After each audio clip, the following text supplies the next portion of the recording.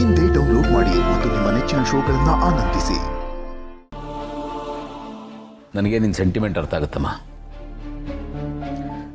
ನೋಡಮ್ಮ, ನನ್ನ ಹತ್ರ ಎಲ್ಲ ಇದ್ದಾಗ ನೀವು ಯಾರೂ ಇರಲಿಲ್ಲ.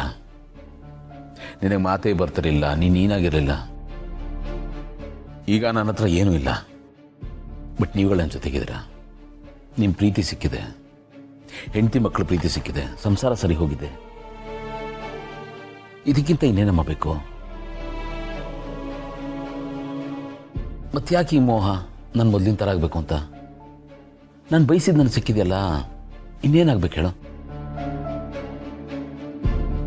ಗುಂಡು, ನಿನ್ನ ಜೀವನದಲ್ಲಿ ಎಷ್ಟು ಕಷ್ಟಪಟ್ಟಿದೀಯ, ಎಷ್ಟು ಬೆವರು ಸುರಿಸಿದೀಯ.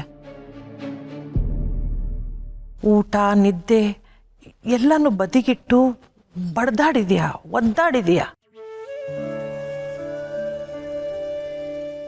ಅದನ್ನೆಲ್ಲ ತಗೊಂಡೋಗಿ ಯಾರೋ ಅರ್ಹತೆ ಇರೋರ ಕೈಯಲ್ಲಿ ಕೊಟ್ಟಿದ್ರೆ ನನಗೆ ಬೇಜಾರು ಆಗ್ತಿರ್ಲಿಲ್ಲಪ್ಪ. ಅದ್ರ ಬೆಲೆನೇ ಗೊತ್ತಿಲ್ಲಿರೋ ಕೈಗೆ ಅದನ್ನೆಲ್ಲ ಕೊಟ್ಟೆಲ್ಲ, ಅದೇ ನನ್ನ ಸಂಕಟಪ್ಪ. ಈಗ ನಾನು ಮೊದಲಿನ ಥರ ಆದರೆ ನಿಮಗೆ ಸಂತೋಷ ನೆಮ್ಮದಿ ಸಿಗುತ್ತಾ?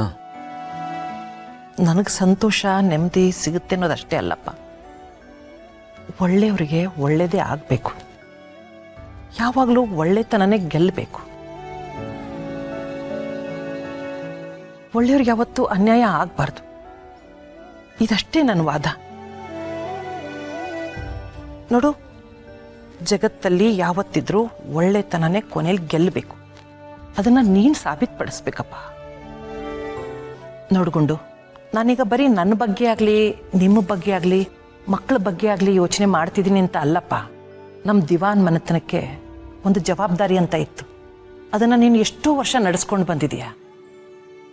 ನೀನು ಬಿಸ್ನೆಸ್ ಮಾಡ್ತಿದ್ದಾಗ, ಸಂಪಾದನೆ ಮಾಡ್ತಿದ್ದಾಗ ಎಷ್ಟೋ ಬಡ ಮಕ್ಕಳಿಗೆ, ಅನಾಥಾಶ್ರಮಕ್ಕೆ, ಶಾಲೆಗಳಿಗೆ ಸಹಾಯ ಮಾಡಿದೆಯಾ. ಈ 5 ವರ್ಷದಲ್ಲಿ ಅದೆಲ್ಲ ನಿಂತೇ ಹೋಗಿದೆ ಅಲ್ವಾ? ನಾವು ಯಾವಾಗಲೂ ಬರೀ ನಮ್ಮ ಬಗ್ಗೆ ಯೋಚನೆ ಮಾಡೋದಲ್ಲಪ್ಪ ಜೀವನ. ನಮ್ಮ ಸುತ್ತಮುತ್ತಲಿನವ್ರ ಬಗ್ಗೆ, ನಮ್ಮ ಸಮಾಜದ ಬಗ್ಗೆ ನಾವು ಯೋಚನೆ ಮಾಡಬೇಕು. ನೀನು ಹಾಗೆ ಬೆಳೆದಿದೆಯಾ ಕೂಡ.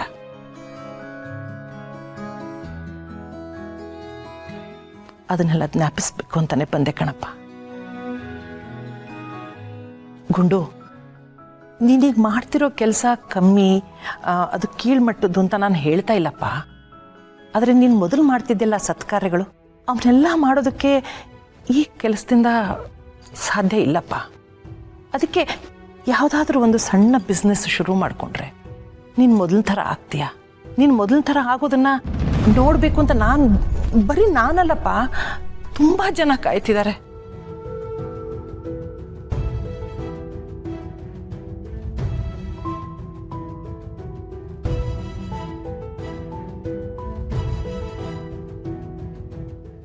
ಇಲ್ಲಮ್ಮ,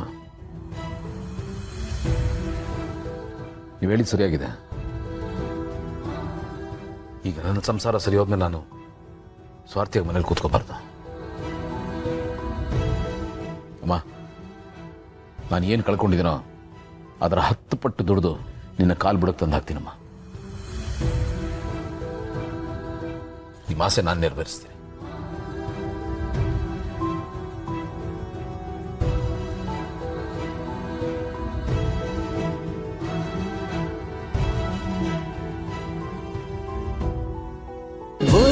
ಅಮೃತಧಾರೆ, ನನ್ನ ಅಮೃತಧಾರೆ.